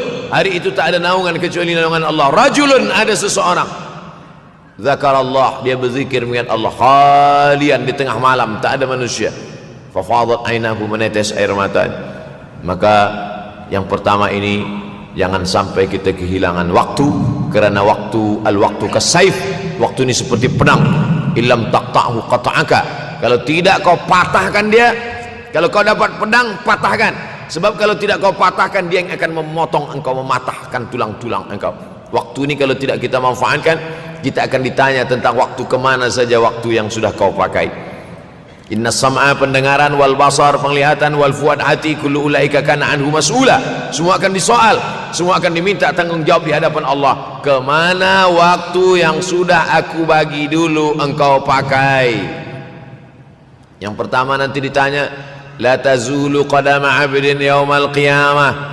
Kaki anak Adam tidak akan bergeser, tidak akan beralih dari tempat tegaknya pada hari kiamat, hatta yus'al, sampai dia disoal, sampai dia ditanya. La tus'alunna yauma idzin 'anin na'im. Banyak yang akan ditanya nanti, tapi Nabi bagi tahu di antara yang akan ditanya dari sekian banyak nikmat itu 4. Yang pertama, an umrihi fima afnah. Umur kemana engkau habiskan? Hari ini ada anak-anak muda belia umurnya 17 tahun. 17 tahun habis menghafaz Al-Quran. 17 tahun habis iktikaf dalam masjid. 17 tahun habis berzikir, berjubah, bersorban, mengabdikan ilmu, berkhidmat kepada ulama. 17 tahun habis. Tapi ada pula yang dibalik, 71 tahun habis. Rumah, office, kopi, rumah, office, kopi, rumah, office, kopi, batuk, mati, habis. Apa yang dapat kita bawa menghadap Allah SWT? Yang pertama, yataqarabuz zaman. Yang kedua adalah wa yanqusul ilmu. Ilmu semakin berkurang. Kalau sudah ilmu berkurang, apa yang bertambah? Jahil. Kalau ilmu bertambah, jahil berkurang. Kalau ilmu berkurang, jahil bertambah. Mana ada orang jahil cakapnya didengar orang? Saya dulu awal-awal membaca hadis ini, wa yanqusul ilmu. Ilmu berkurang, jahil bertambah. Rasanya tak mungkin, tak logik, tak masuk akal. Mana ada orang tak berilmu cakap dia didengar? Sekarang baru saya faham. Dulu orang tak berilmu ditinggalkan orang. Sekarang orang tak berilmu, asal dia pandai berbicara, dia akan didengar orang. Bahkan orang jahil pula punya channel. Apa namanya? Jahil.com. Orang jahil punya channel. banyak pula follower dia daripada follower kita, banyak pula viewer dia daripada viewer kita. Sebab apa? Sebab yang menyaksikan tiada berilmu, yang berbicara tiada ilmu. Oleh sebab itu maka kita galakkan menuntut ilmu di majlis-majlis ilmu. Untuk apa Abdul Somad sudah berumur 43 tahun pun masih pergi juga lagi ke Sudan belajar? Apa yang nak dicari ini? Tak lain tak bukan, mudah-mudahan kita termasuk orang yang sampai akhir hidupnya mencari ilmu, insyaAllah. Saya datang kemari bukan niat mengajarkan ilmu, saya datang ke Malaysia tetap niatnya belajar mencari ilmu. Man salaka tariqan, siapa yang melangkahkan kaki melalui suatu jalan, yaltamisu fihi ilman, siapa yang melalui suatu jalan niatnya untuk mencari ilmu, sahalallahu lahu bihi tariqan ilal jannah, dimudahkan Allah jalannya menuju surga. Innallaha la yantazi'ul ilma intiza'an, innallaha la yanzi'ul ilma intiza'an.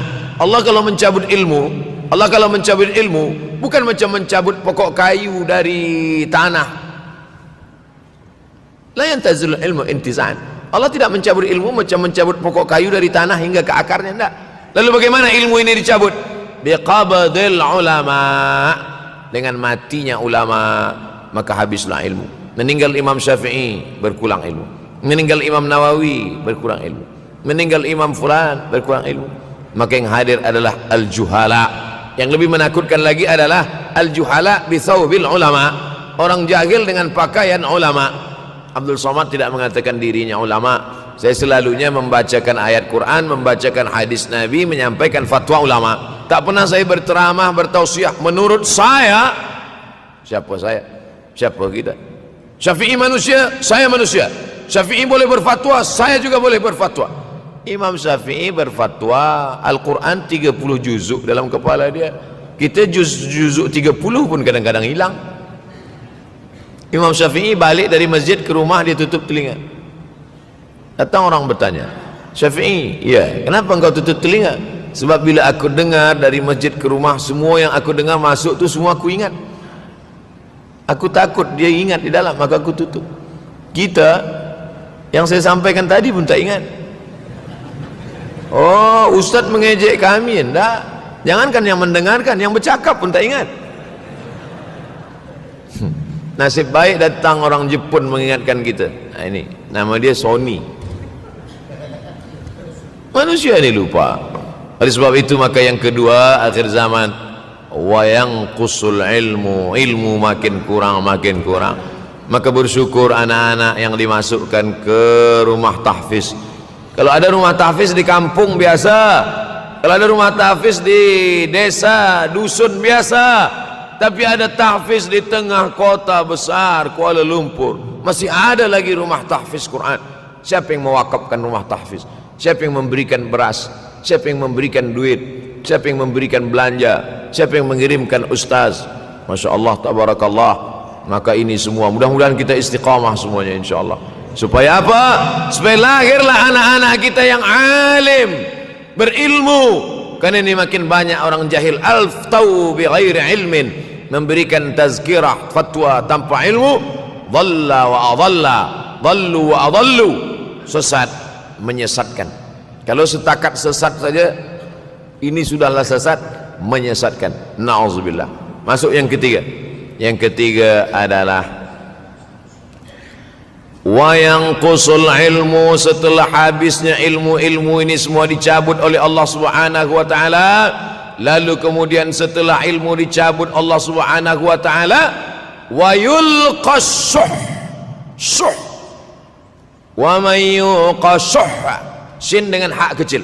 Wa may yuqashuh nafsihi fa ulaika humul muflihun. Siapa yang selamat daripada sifat syuh, itulah orang yang beruntung. Hayya 'alal falah, mari kita menuju keberuntungan, kemenangan. Siapa orang yang menang? Selamat daripada sifat syuh. Ada orang menerjemahkan syuh ini pelit, bakhil. Bakhil ada yang lebih parah daripada bakhil. Syuh. Bakhil ini, bakhil tidak ingin memberikan uangnya untuk orang lain. Itu bakhil. Dia ada uang 10 ringgit, uang itu hanya dia makan saja, dia tak mau walaupun setengah sen kepada orang lain. Itu namanya bakhil. Kalau syuh ini duit dia simpan, duit orang pula dia makan. Nah, itu syuh. Jadi lebih parah lagi.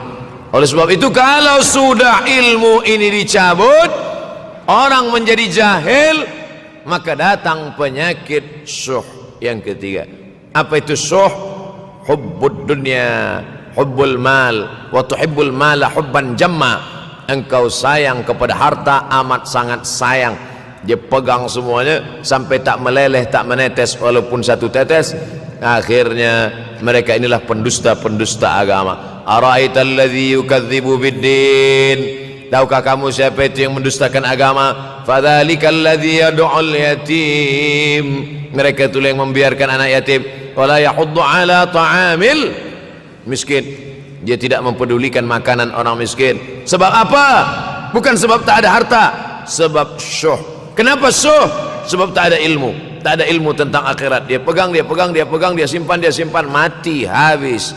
Yang dia bawa hanyalah 1, 2, 3 helai kain kafan saja.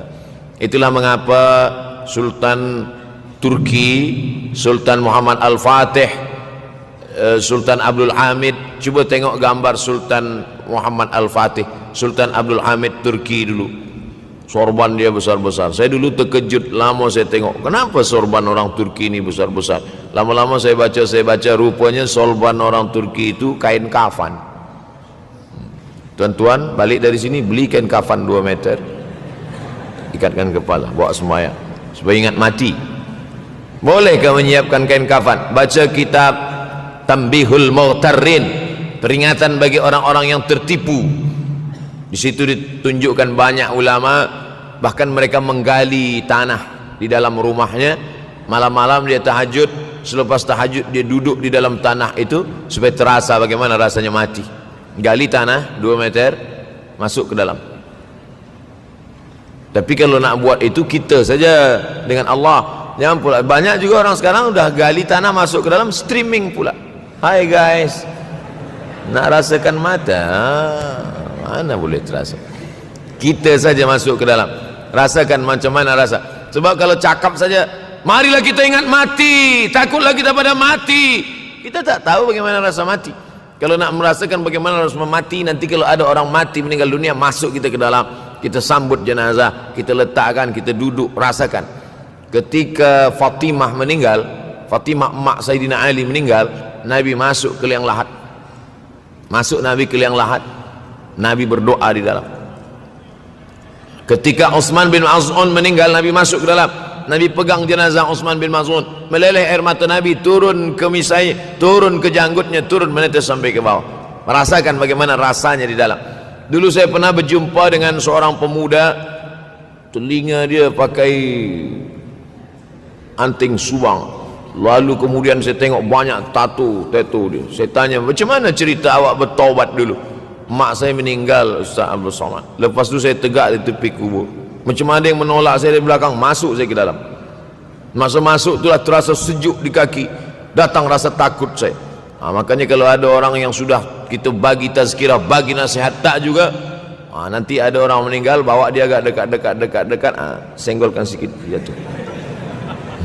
Gitu caranya supaya kita terasa mati ini, supaya apa? Hilangkan penyakit syuh, cinta harta, takut mati, dan membuat kita menjadi bakhil, pelit, na'udzubillah. Yang keempat, wa tazharul fitan. Ini yang terkait dengan tajuk kita yang keempat, wa tazharul fitan. Banyaklah fitnah, siksa. Dulu masa saya kelas 1 madrasah tahun 1990, berkumpullah kami bersama-sama dengan cikgu mengkaji masalah apa? Masalah Bosnia Herzegovina, mengamuk Slobodan Milosevic, menghancurkan umat Islam di Bosnia. Sampai ada yang meminta fatwa kepada Syekh Yusuf Al-Qardawi, bolehkah perempuan yang perempuan Bosnia yang dirogol tentara Serbia hamil, bolehkah dia menggugurkan anaknya? Kata Syekh Yusuf Qardawi, tak boleh. maka dia biarkan saja anak itu lahir dan dia tidak dianggap berdosa karena ini sudah takdir Allah SWT. Bagaimana mereka dibunuh? Maka makin banyaklah selepas Bosnia datang pula yang terjadi di Rohingya, di Uighur. Umat Islam berkumpullah presiden-presiden negeri Islam di Kuala Lumpur. Erdogan datang, kumpul semuanya membahas bagaimana nak menolong Muslim Uighur. Rupanya umat Islam pun tak sanggup nak menolong. Apa yang boleh dilakukan di Uighur? Berdoalah umat Islam. Rupanya Allah kalau mau menolong mudah saja.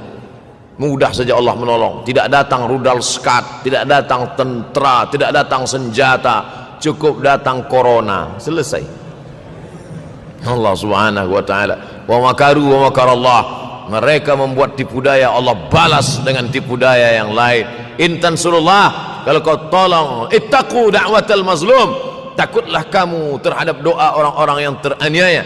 Fa innahu laisa bainahu wa bainallahi hijab, karena di antara dia dengan Allah tak ada hijab sama sekali. Wa yakthurul wa tazharul fitan, banyaklah fitnah. Yang terakhir yang kelima, wa yakthurul haraj. Wa yakthurul haraj, banyak terjadi haraj, kata Nabi. Sahabat pun bertanya, ya Rasulullah, wamal haraj, apa haraj itu ya Rasulullah? Kata Nabi SAW, al haraj al qatlu, nanti di akhir zaman itu akan banyak pembunuhan. Dulu pun banyak juga pembunuhan, tapi tak banyak sekarang. Pembunuhan di Palestina sampai sekarang tak berakhir. Pembunuhan Rohingya tak berakhir. Pembunuhan di Uighur, pembunuhan. Dulu imam-imam masjid, imam salat tarawih dulu di Masjidil Haram, Allahumma ansuril Islam wal muslimina fi Palestin. Dulu satu aja. Selepas itu bertambah, Allahumma ansuril Islam wal muslimina fi Palestin wa Suriah. Selepas itu bertambah lagi, Allahumma ansuril Islam wal muslimina fi Palestin wa Suriah wal Yaman. Selepas itu bertambah wa Uighur wa, akhirnya wa fi kulli makan. Semakin bertambah. Oleh sebab itu maka ini di antara fitnah akhir zaman. Man lam yahtam bi amril muslimin falaysa minhum. Selepas kita kaji hadis ini, apa tujuan kita? Tujuan kita semakin menguatkan keyakinan, banyak-banyak beribadah, nasihatkan anak menantu, sahabat, jiran, tetangga supaya semakin istiqamah menjalankan syariat, rajin-rajin solat berjamaah, banyak-banyak berzikir, hatamkan Al-Quran, banyak-banyak berinfak, banyak-banyak bersedekah. Andai mati kita, insya Allah mati dalam keadaan husnul akhir zaman. Kalau ada akhir tentu ada awal. Ada setengah kelompok mengatakan dunia ini tiada berawal, tiada berakhir. Kata dia dunia ini qadim, sama seperti Allah Subhanahu wa taala. Kalaulah dunia ini qadim, tentu ada dua yang qadim, ada dua yang kekal abadi. Maka orang yang mengatakan alam ini kekal, tiada berawal, tiada berakhir, dia sudah syirik. Syirik maknanya mengatakan ada dua yang qadim. Allah tiada berawal, tiada berakhir, dunia tiada berawal, tiada berakhir. Siapa yang mengatakan alam ini tiada berawal, tiada berakhir, maka dia syirik. Orang yang syirik maka tidak diterima amalnya. La in asyrakta, kalau engkau syirik la yahbatanna amaluka. Kalau engkau syirik maka seluruh amalmu akan gugur, tak bernilai di hadapan Allah Subhanahu wa taala. Ini yang menjadi tajuk kita subuh ini.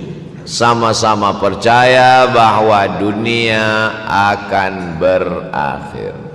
Yahudi mengatakan dunia akan berakhir, akan kiamat. Nasrani mengatakan dunia pun akan berakhir, hancur, akan kiamat. Bagaimana dengan Islam? Mahwal iman. Apa itu iman wahai Muhammad sallallahu alaihi wasallam?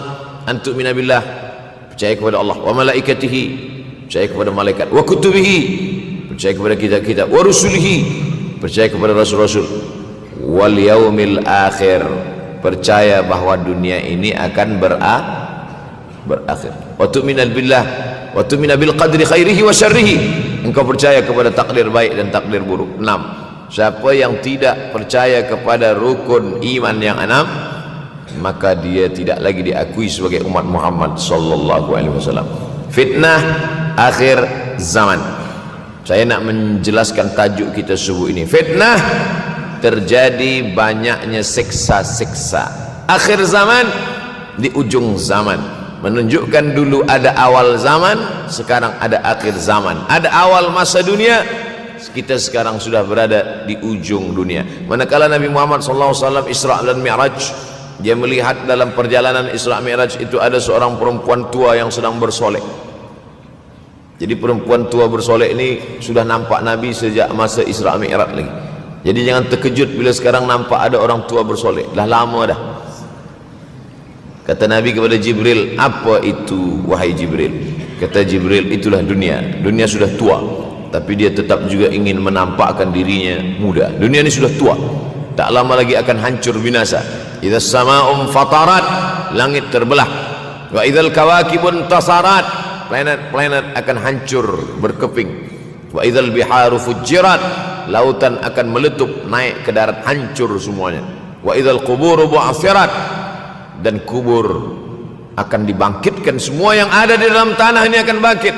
Alimat nafsum ma qaddamat wa akharat. Kenapa tanah ini tidak bergulung? Kenapa tanah ini tidak bergoncang? Kenapa kulit tanah ini tetap stabil? Sebab ada pakunya.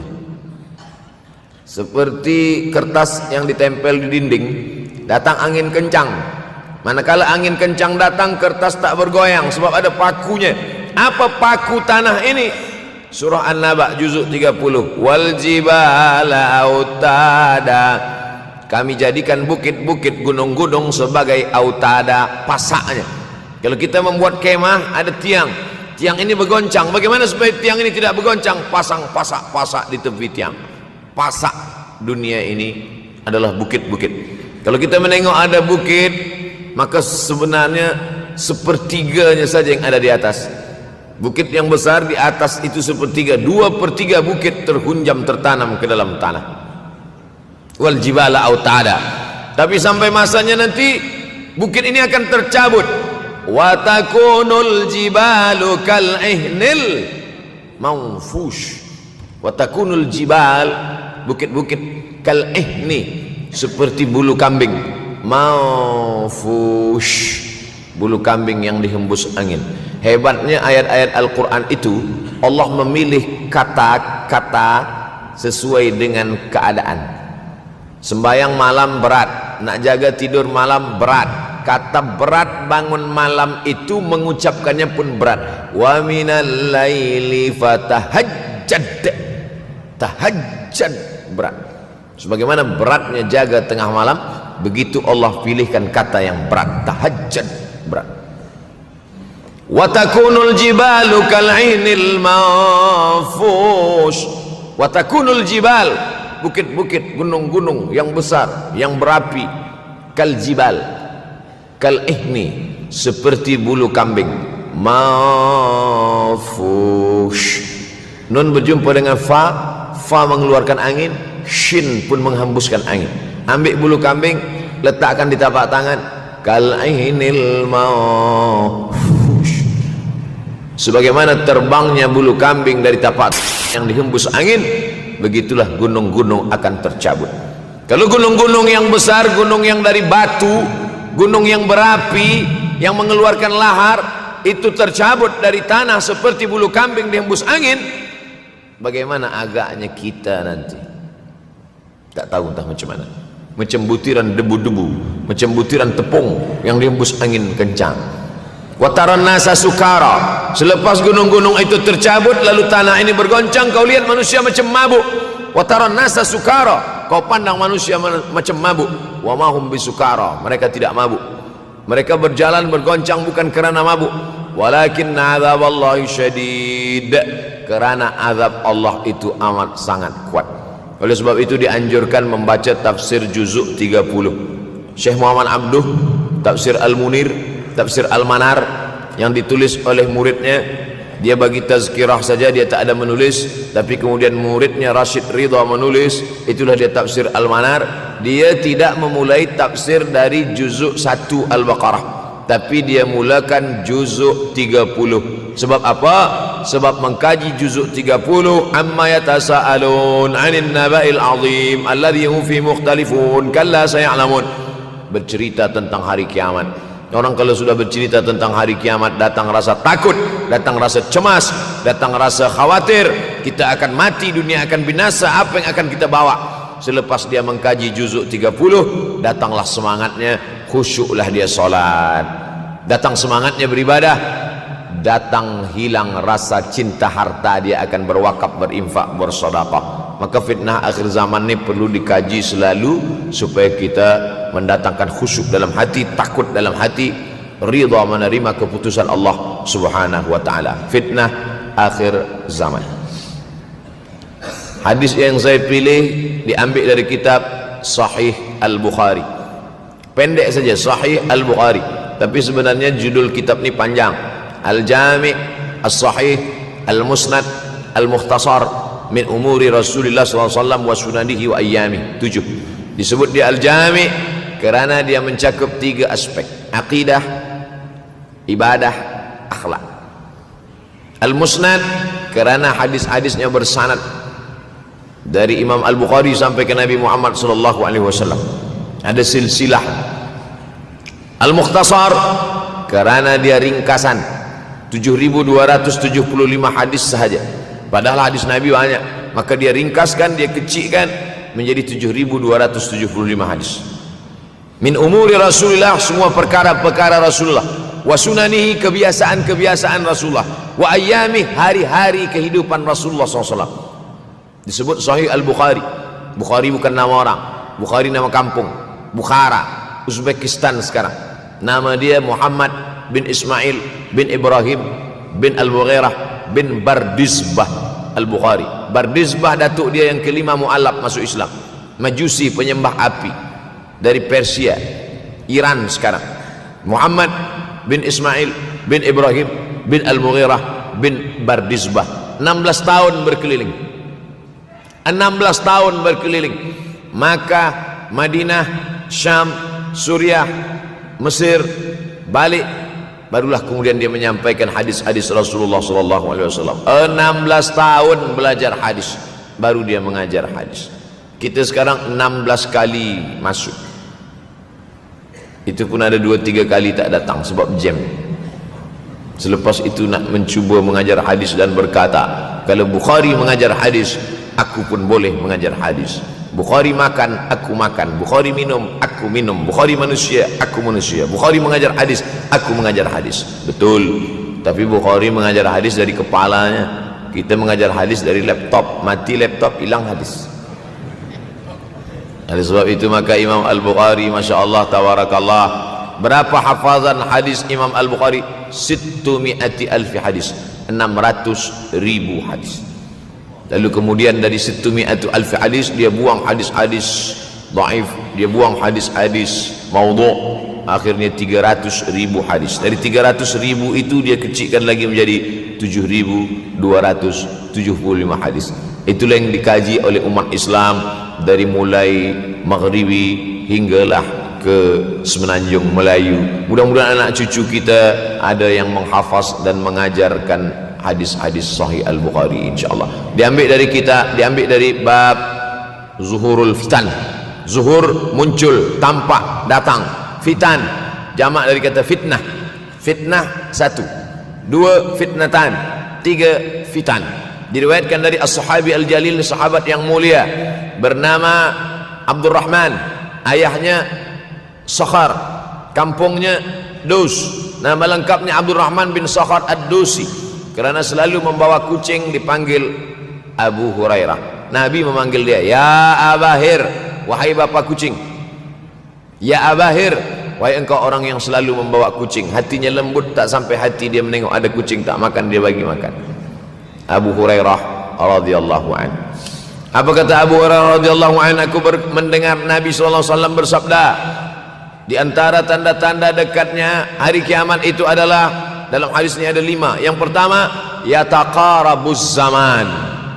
Zaman, masa, waktu makin pendek, makin singkat, makin tak terasa. Dulu nampak budak-budak, sekarang sudah jadi mak budak-budak. Dulu nampaknya lama zaman masa ni, sekarang cepat saja. Dari pagi ke petang, petang ke pagi, pagi ke petang, petang ke pagi. Bahkan sekarang ada pula orang yang tak tahu petang, tak tahu pagi. Pagi tidur, petang tidur. Tak terasa saya ini sudah 8 kali datang ke Kuala Lumpur. Awal-awal sekali 2014, 2015, 16, 17, 18, 19, 20. Sudah kali yang ke-7. Saya datang setahun sekali saja, setiap bulan Februari. Bulan Februari datang. Rupanya dah yang ke-7 kali. Bulan Februari. Ini saya bagi tahu supaya kita semua faham. Saya datang bulan Februari, supaya tak datang balik, datang balik, datang balik, datang balik. Sekali datang dari tarikh 2 hingga 9. Pusing, pusing, pusing, pusing, balik. Rupanya sudah kali ke-7, ke-8 kali datang menyampaikan tazkirah. Tak terasa. Dulu saya datang kemari belajar di UKM tahun 2003. Sekarang sudah 2020. 17 tahun. Tak terasa. Ya taqarabuz zaman.